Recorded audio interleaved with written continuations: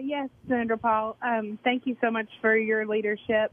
My question is around a lot of what you talked about, and I think what a lot of people call the swamp up in Washington, what people are really frustrated about, and how can we get involved and make some changes in any way to this?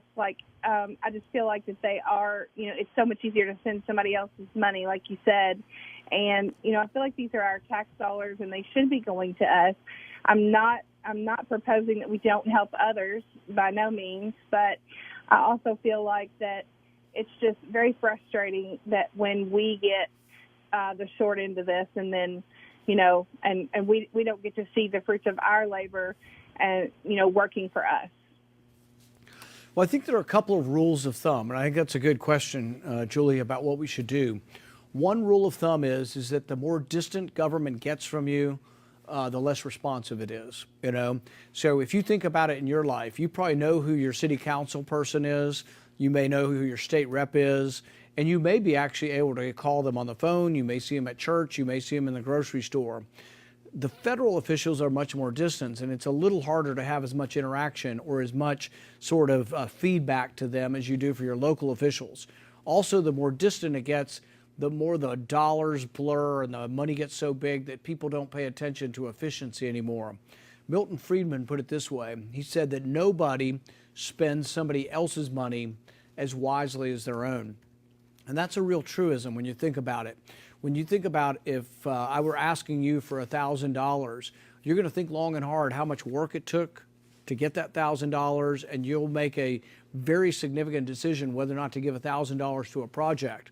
But when a politician looks at it, they might see $1 million or $1 billion, more money than any of us would ever earn in a lifetime, and they see that, but it's not their money, so they don't react in the same way that you would. You'd say, I had to work a month or 2 months to get this $1,000 and save this up, or a year if you had to save $1,000, and you'd say, that's my hard sweat and tears, that's my labor, and you'd think long and hard and you'd try to make a wise decision.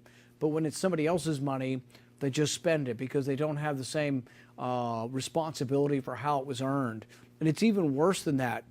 In Washington, they're not just spending the money we have, we're spending money that we borrow from our kids and our grandkids.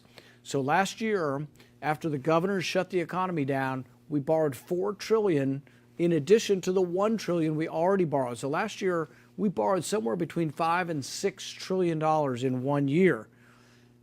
This year, we're borrowing another $2 trillion already. That's what just got passed. But we're borrowing from the future, and it is my concern that there will be ramifications, that it damages our currency, that we'll eventually get rising prices, or that there'll be people will get squeezed as prices rise faster than your wages do. So I think the main thing you should argue for is that more of your government be at a local level. You pick us. You get to pick us either in primaries or general elections. And I think it's important that, participate, find out, interview the candidates, go to a forum, go to talk to them, ask them questions. Not many people do. And then if you're an activist and you actually work in a campaign, not many people do that.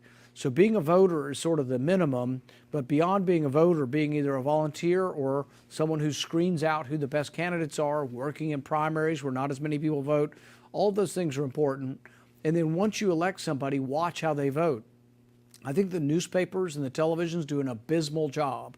I haven't looked at a newspaper any time in the last couple of years, really, that lists a very good listing of how we vote up here. So if you wanted to know how I'm voting, it's not really listed in the newspaper. It's not online, easily findable. We need to make it easier to see how they vote. In fact, when I first got involved in politics, I started a group called Kentucky Taxpayers United. When I first moved and began my medical practice, this was something I did on the side. And the main thing we did was we looked at the state legislature and we looked at all their tax and spending votes. And we published a big brochure that had how every representative and every senator voted on 10 or 12 important tax and spend issues. And then we published it and mailed it out to folks. I think that is important. So participation, getting involved in campaigns, and then watching people like a hawk once they're elected to make sure they do as they promised. All of those things are important. But remember, the government is best that governs least. Government is best that governs most locally. All right, we'll go ahead and go to another question now. Let's go to Mr. Eric Baker. Mr. Eric Baker, you're live with the senator. Go ahead and ask your question. Senator Paul, my first question would be, why is the Kentucky National Guard in D.C.? What are they guarding the Capitol from? And then my second question on the money situation with our taxpayer dollars and why they're going out or across the seas.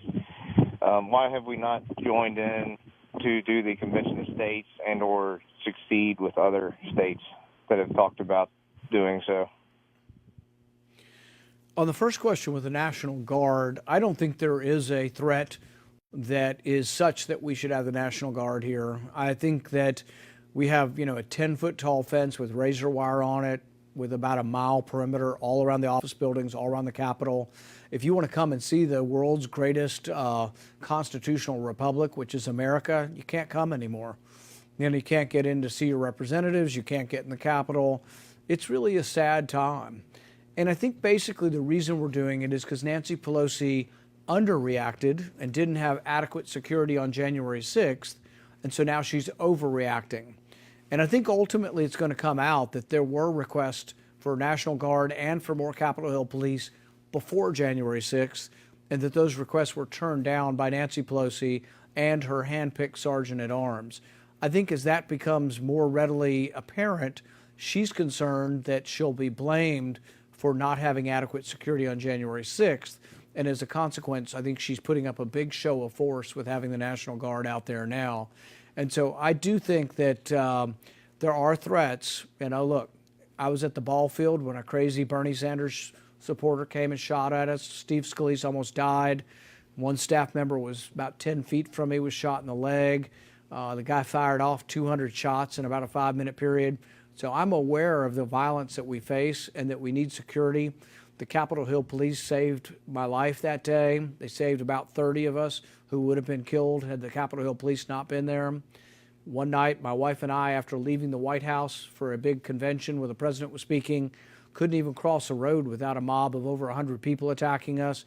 That night, our lives were saved by the D.C. police. So I'm a big proponent of our police and that they are a viable function and that we shouldn't buy into this craziness of defund the police. But at the same time, we live in a free country. We don't want to live under an army. The army has a great purpose, but the army is for defending us from foreign invasion. And when we have to have the army used, the Constitution was very clear that we vote on declaring war on a specific enemy. When 9/11 happened, I was as mad as any other American about the people who attacked us, and I would have voted for the authority to go after them. We did. We found them, we captured them, we killed them, and we put them in prison. That happened over probably 15 years ago now, and yet we're still in Afghanistan building them roads and schools and bridges, and it has nothing to do with our national defense. So I think you hit the nail on the head. With foreign intervention, our founding fathers didn't want us to be at war overseas or anywhere else unless Congress had declared the war. I recently spoke to a group of National Guardsmen from Kentucky who are up here guarding the Capitol, and I told them that it's inexcusable that their representatives have not voted on whether or not we should be at war in Afghanistan or Somalia or Mali or Niger or any of these places where we send these young kids. It is unfair, irresponsible, and it is Congress shirking their duty to have sent these kids who sometimes come out back, losing a leg, losing both legs and an arm, and no one has bothered to even vote whether we should be there and declared who the enemy is. Look, there's 7 different clans, maybe 15 different clans that have been fighting each other in Somalia for 100 years. I don't know how we're supposed to pick who the best is and whether or not your son or your daughter should go fight in Somalia. So some clan wins that probably doesn't like us anyway. If they get in power, their true stripes will come out that they don't care much for us either. We've got no business in most of those battles. And our founding fathers said we shouldn't be there unless it's declared by Congress. I continue to fight for that, and I'll continue to fight that we only go to war when a war is declared and when Congress votes on it, and it's always the last resort, not the first resort.